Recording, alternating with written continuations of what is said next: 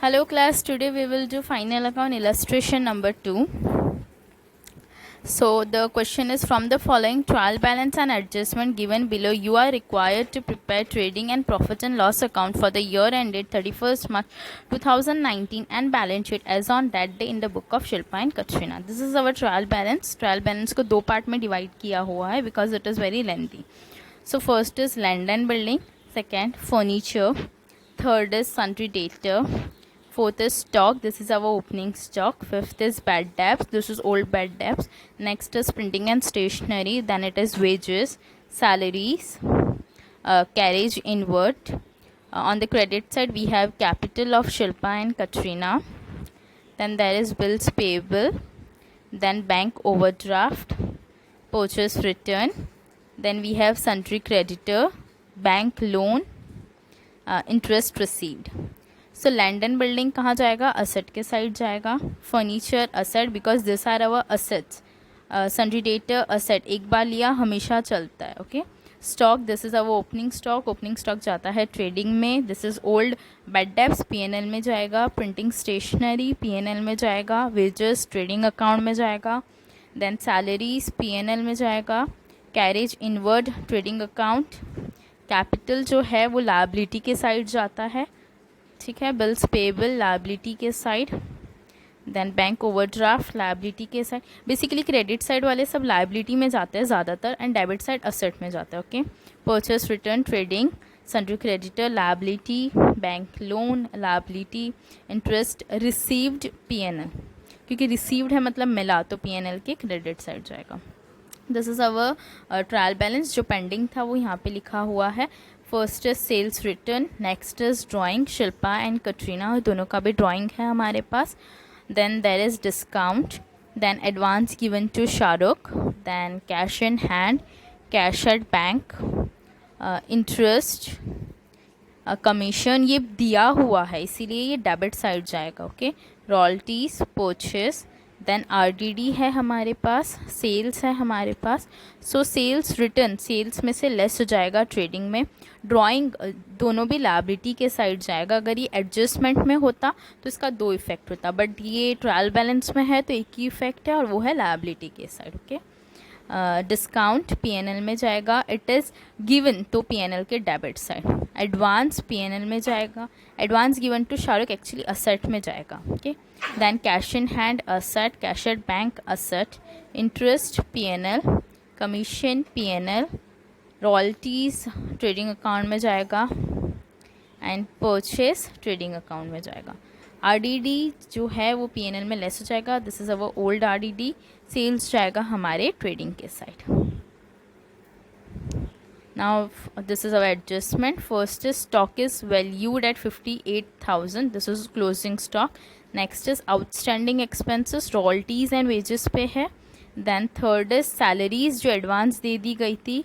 Fourth is bad debts and RDD. ठीक है. Fifth is depreciation of land and building and furniture. Okay. Stock closing stock trading के credit side और balance sheet के asset side. Right. हर adjustment का दो effect. Outstanding expenses जो है वो दोनों भी ट्रेडिंग में ऐड हो जाएंगे और लायबिलिटी के साइड जाएगा बिकॉज दिस इज आउटस्टैंडिंग, भरना बाकी है. सैलरीज एडवांस दी थी इसीलिए पीएनएल में लेस करेंगे और असेट साइड लिख देंगे. आरडीडी वाला फॉर्मूला है तो पूरा फॉर्मूला लगेगा. फॉर्मूला प्रीवियस समय एक्सप्लेन किया हुआ है. तो there is two effect PNL and asset.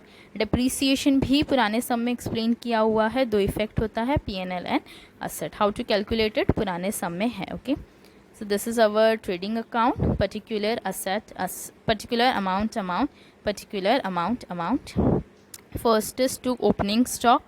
Opening stock outer column 65,000. Next is to purchase. Adjustment है इसीलिए इनर कॉलम 50,000. एडजस्टमेंट जो है वो परचेस रिटर्न है तो रिटर्न का अमाउंट लेस कर देंगे. 1480 को लेस करेंगे तो अमाउंट मिलेगा 48,520.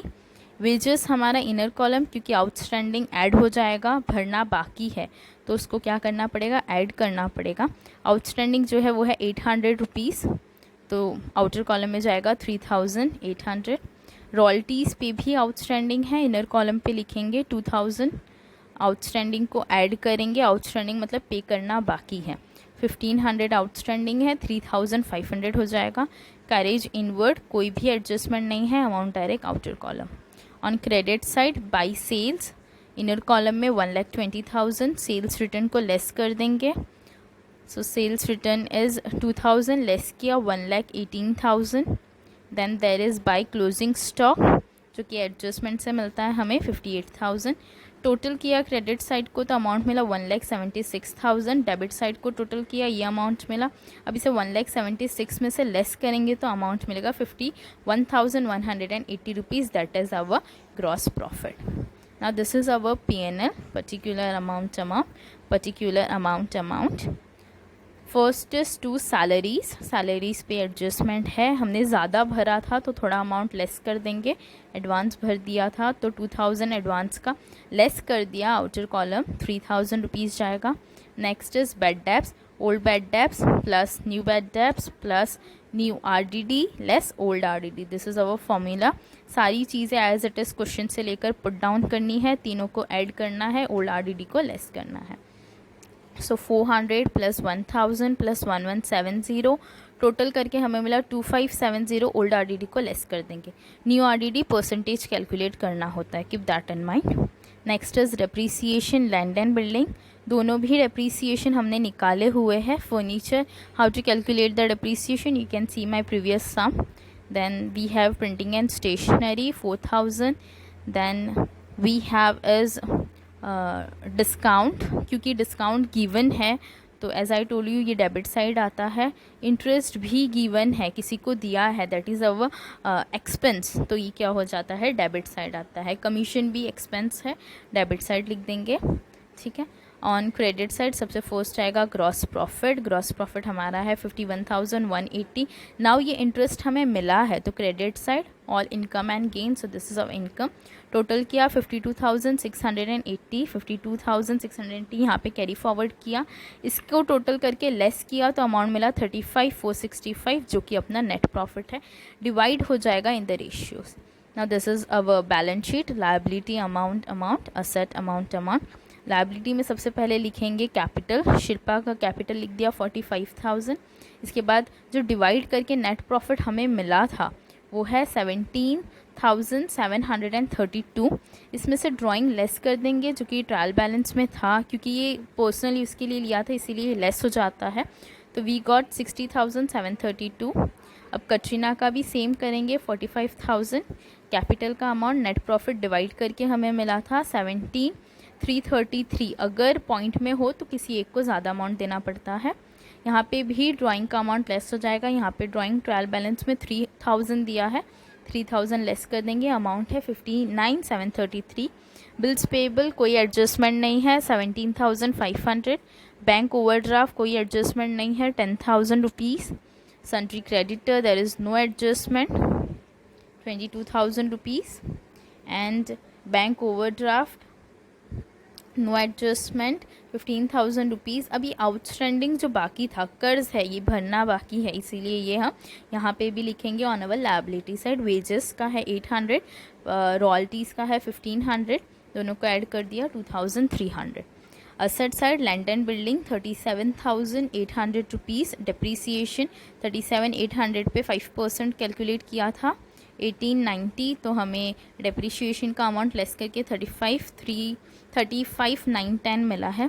फर्नीचर पे भी डिप्रीसिएशन किया है हमने, परसेंटेज लेस किया हुआ है, ठीक है। तो हमारा डिप्रीसिएशन फर्नीचर पे जो मिला है वो है 10%, 1725, 15,525 मिला हमें। Then we have sundry debtor. Sundry debtor पे RDD and bad debts less हो जाएगा, तो फर्स्ट होगा bad debts, okay. Bad debts less किया है हमने 1,000 जो कि ट्रायल बैलेंस में था।